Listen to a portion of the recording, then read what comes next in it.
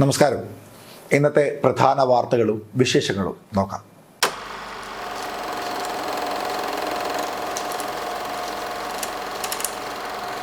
ഇന്ന് രണ്ട് വാർത്തകളാണ് എല്ലാ പത്രങ്ങളും പ്രാധാന്യത്തോടു കൂടി നൽകിയിട്ടുള്ളത്.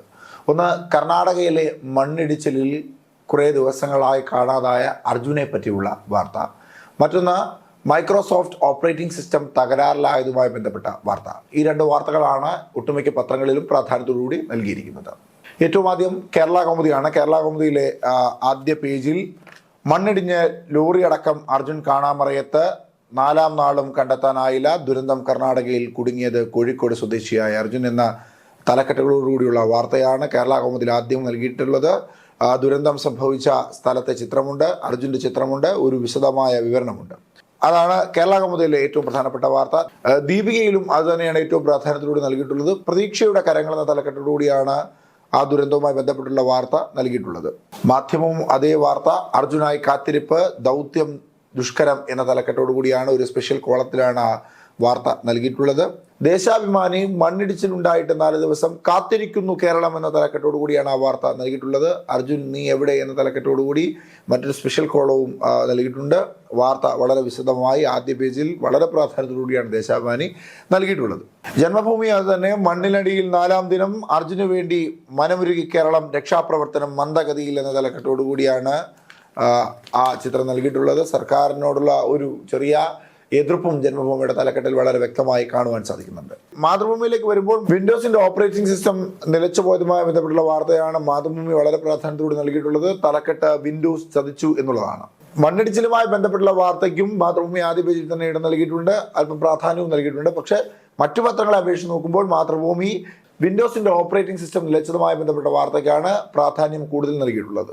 മലയാള മനോരമയിലേക്ക് വരുമ്പോൾ മലയാള മനോരമയും വലിയ പ്രാധാന്യത്തോടെ നൽകിയിട്ടുള്ളത് വിൻഡോസിന്റെ വാർത്തയ്ക്ക് തന്നെയാണ്. ഒപ്പം തന്നെ പ്രാധാന്യം മണ്ണിടിച്ചിലുമായി ബന്ധപ്പെട്ട അർജുനെ കാണാതായ വാർത്തയ്ക്ക് നൽകിയിട്ടുണ്ട്. എന്നാലും കുറച്ചുകൂടി ശ്രദ്ധ നൽകുന്ന വാർത്ത അത് വിൻഡോസുമായി ബന്ധപ്പെട്ട വാർത്തയ്ക്കാണ്.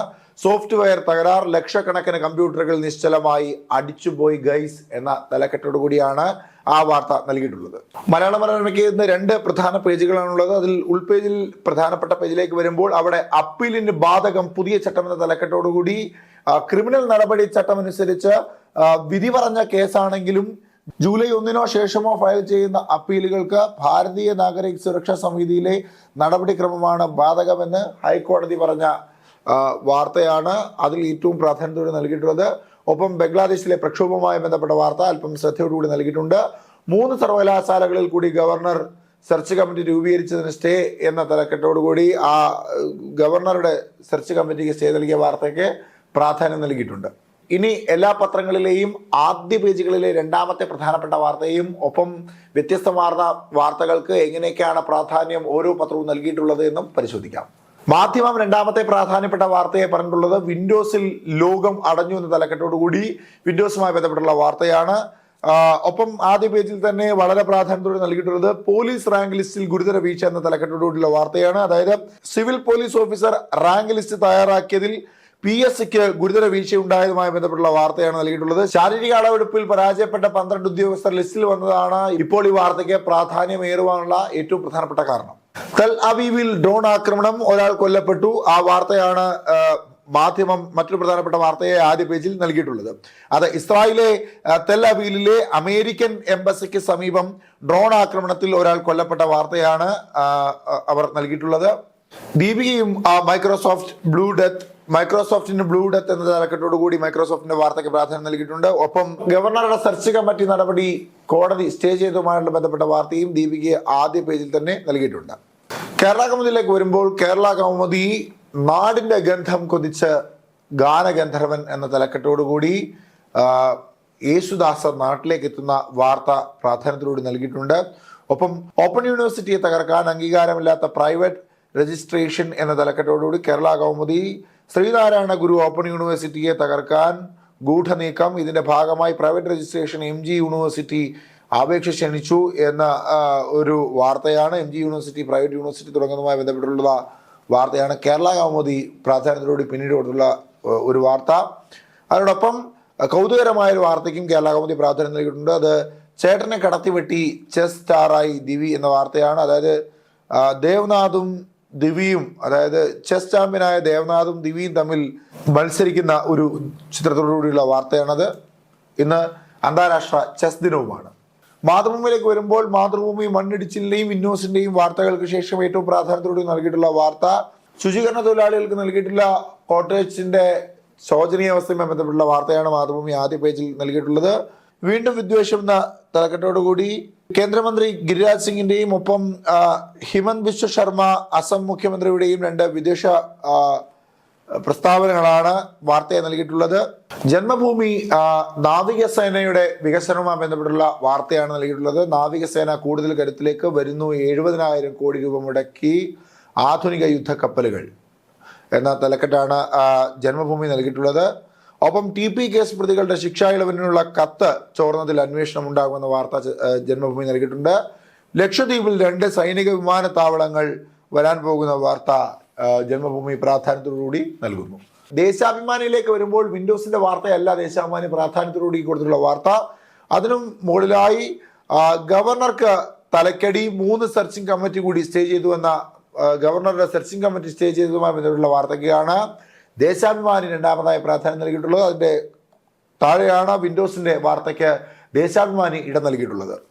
മലയാള മനോരമ മണ്ണിടിച്ചിലിന്റെയും വിൻഡോസിന്റെയും വാർത്തകൾക്ക് പ്രാധാന്യം നൽകിയതിനു ശേഷം ഏറ്റവും കൂടുതൽ ശ്രദ്ധ നൽകുന്ന വാർത്ത TP കേസിലെ ശിക്ഷാ ഇളവിന് നീക്കം, തടവുകാരുടെ പട്ടിക ചോർന്നതിൽ ആഭ്യന്തര വകുപ്പിന്റെ അന്വേഷണം എന്ന തലക്കെട്ടോടുള്ള വാർത്തയാണ്.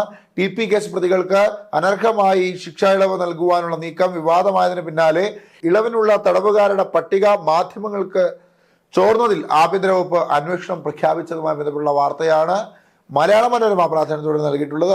ഒപ്പം കനാലിൽ കുളിക്കാനിറങ്ങിയ വിദ്യാർത്ഥി മരിച്ച വാർത്തയും മര്യനാട് വള്ളം മറിഞ്ഞ് മത്സ്യത്തൊഴിലാളി മരിച്ച വാർത്തയും മലയാള മനോരമ ആദ്യ പേജിൽ തന്നെ നൽകിയിട്ടുണ്ട്.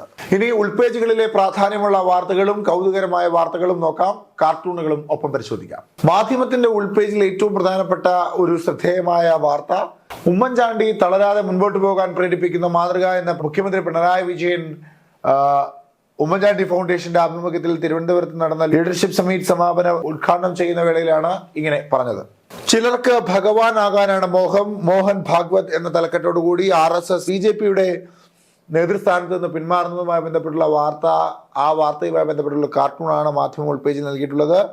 ഭഗവത്ജി, മോദിജി, ബയോളജി, ഇങ്ങനെ ഭഗവതിന്റെയും പ്രധാനമന്ത്രി നരേന്ദ്രമോദിയുടെയും കാർട്ടൂണോടൊപ്പം ഒരു ബയോളജി ബുക്കും കൂടി വെച്ചിട്ടുള്ള ഒരു രസകരമായ ഒരു കാർട്ടൂൺ.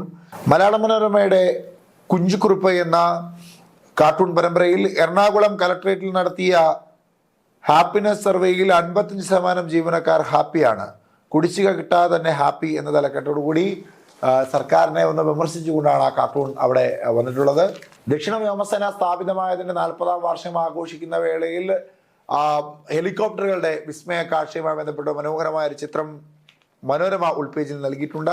4 ഹെലികോപ്റ്ററുകൾ സംഗമിക്കുന്ന ഒരു ദൃശ്യമാണ് അത്. മാതൃഭൂമിയുടെ കാകദൃഷ്ടി എന്ന കാർട്ടൂൺ പരമ്പരയിൽ ഇന്ന് TP കേസ് പ്രതികളുടെ ശിക്ഷാ ഇളവ്, കത്ത് പുറത്തായതിൽ അന്വേഷണം നടത്താൻ ഉത്തരവിട്ട ആഭ്യന്തര വകുപ്പ്, ഒറ്റയ്ക്കല്ല ഒപ്പമുണ്ട് സർക്കാർ എന്ന തലക്കെട്ടോടുകൂടി അതിനെ ഹാസ്യാവിഷ്കരിച്ചുകൊണ്ടുള്ള ഒരു കാർട്ടൂണാണ് കാകദൃഷ്ടിയിൽ നിന്നുള്ളത്. പിന്നെ മാതൃഭൂമിയുടെ ആദ്യ പേജിൽ തന്നെയുള്ള കൗതുകരമായ ഒരു വാർത്ത, വീട്ടിലേക്ക് പോകാൻ ബസ് മോഷ്ടിച്ച യുവാവ് അറസ്റ്റിൽ. അതായത് വീട്ടിലേക്ക് പോകാൻ ബസ് കിട്ടാത്തതിനെ തുടർന്ന് നിർത്തിയിട്ടിരുന്ന KSRTC ബസ്സുമായി കടന്ന യുവാവ് അറസ്റ്റിലായ വാർത്തയാണ് മാതൃഭൂമിയുടെ ഒരു കൗതുകരമായ വാർത്ത. കേരളത്തിൽ എലിപ്പനി വർദ്ധിക്കുന്നതുമായി ബന്ധപ്പെട്ടുകൊണ്ടുള്ള ഒരു സ്പെഷ്യൽ സ്റ്റോറി മാതൃഭൂമി നൽകിയിട്ടുണ്ട്. ഈ വർഷം എലിപ്പനി ബാധിച്ച് മരിച്ചവരുടെ എണ്ണം 152 ആണ് എന്നാണ് മാതൃഭൂമി പറയുന്നത്.